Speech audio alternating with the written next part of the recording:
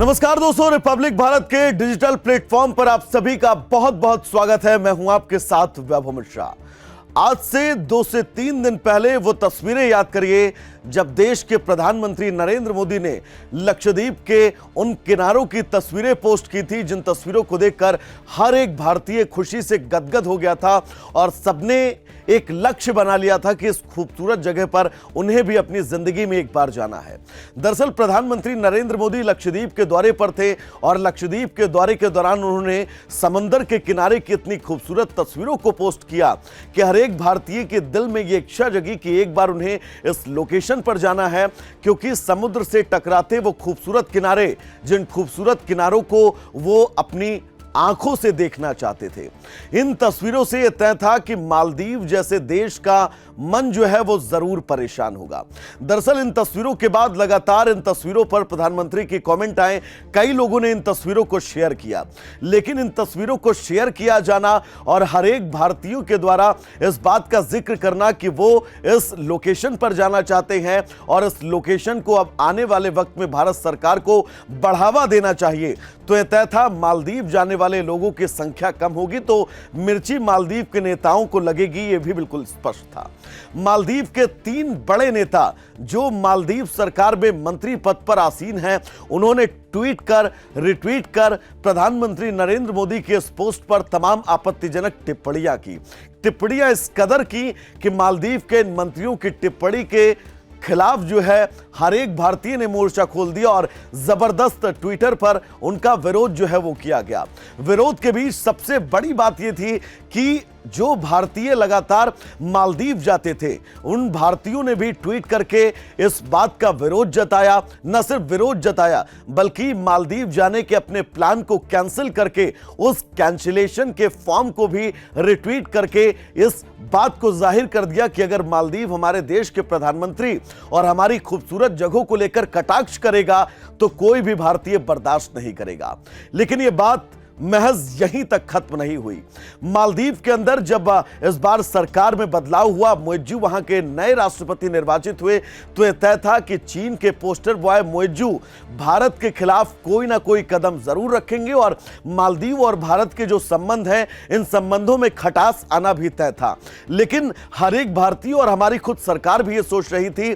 कि मालदीव से भारत के जो रिश्ते हैं, उन रिश्तों में खटास लाने से पहले मालदीव शायद 1000 बार सोचे, लेकिन मालदीव की सरकार और वहां के मंत्रियों ने एक बार भी नहीं सोचा। क्योंकि बहुत ज्यादा गहराई में न जाकर अगर कुछ महत्वपूर्ण पॉइंट हम बताएं, क्योंकि सबसे बड़ी जीडीपी मालदीव की, इस जीडीपी में सबसे ज्यादा प्रतिशतता की अगर बात करें तो टूरिज्म सेक्टर से आता है और भारतीयों के मालदीव पहुंचने की क्षमता और गिनती हर एक विश्व में किसी भी देश से सबसे ज्यादा है। अगर प्रतिशतता की बात करें तो 2023 के अंदर कुल मिलाकर 11% सिर्फ और सिर्फ भारतीय ऐसे थे जिन्होंने मालदीव की तरफ अपनी यात्रा की और मालदीव के रेवेन्यू में अपना योगदान दिया। और सबसे बड़ी बात, अगर थोड़ा सा हम पीछे जाएंगे तो मालदीव के साथ भारत के जो रिश्ते रहे हैं वो हमेशा से मित्रता वाले ही रहे हैं। फिर वो चाहे तख्ता पलट का वो दौर हम याद करें जब ऑपरेशन कैक्टस चलाया गया भारत की तरफ से और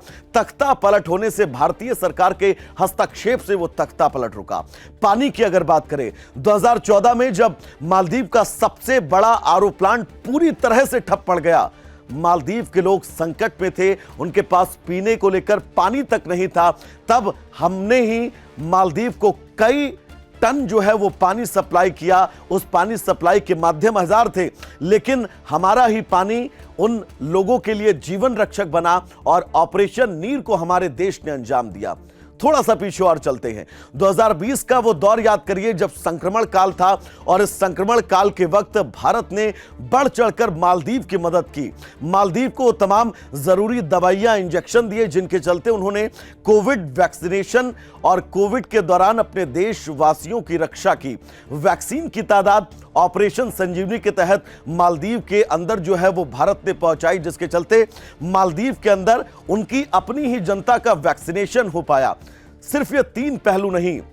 जब से मुइज्जू राष्ट्रपति बने हैं तब से यह तय था कि वो कोई ना कोई ऐसा कदम जरूर उठाएंगे जो भारत के अगेंस्ट होगा। दरअसल मुइज्जू ने एक मुहिम चलाई थी और वो मुहिम थी आउट इंडिया, यानी कि जो भारत के सैनिक मालदीव में हैं उनको वहां से हटाए जाने को लेकर उनका जिक्र यह था कि मालदीव अपनी संप्रभुता चाहता है, जिसके चलते जो भारतीय सेना के जवान इस वक्त मालदीव में हैं उनको यहां से स्थानांतरित किया जाए। हालांकि उन्होंने इस बात का भी जिक्र किया कि हम भारत के सैनिक हटा तो जरूर रहे हैं, क्योंकि पोस्टर बॉय उन्हें चीन का कहा जाता है। उन्होंने रुख साफ करते हुए कहा कि वो चीन की सेना को मालदीव की जमीन पर फिलहाल नहीं आने देंगे। लेकिन इस घटनाक्रम से यह स्पष्ट हो गया था कि आने वाले वक्त में मालदीव के प्रधानमंत्री और मालदीव की सरकार का रुख भारत के खिलाफ जरूर होगा, जो अब खुलकर सामने आ गया है। लेकिन भारतीयों के बढ़ते कदम, बायकॉट मालदीव को लेकर जो मुहिम इस वक्त पूरे देश ने छेड़ रखी है, उस मुहिम का असर कुछ ही हुआ कि जिन 3 बड़े मंत्रियों ने प्रधानमंत्री के पोस्ट पर आपत्तिजनक टिप्पणी की थी, उन तीनों मंत्रियों को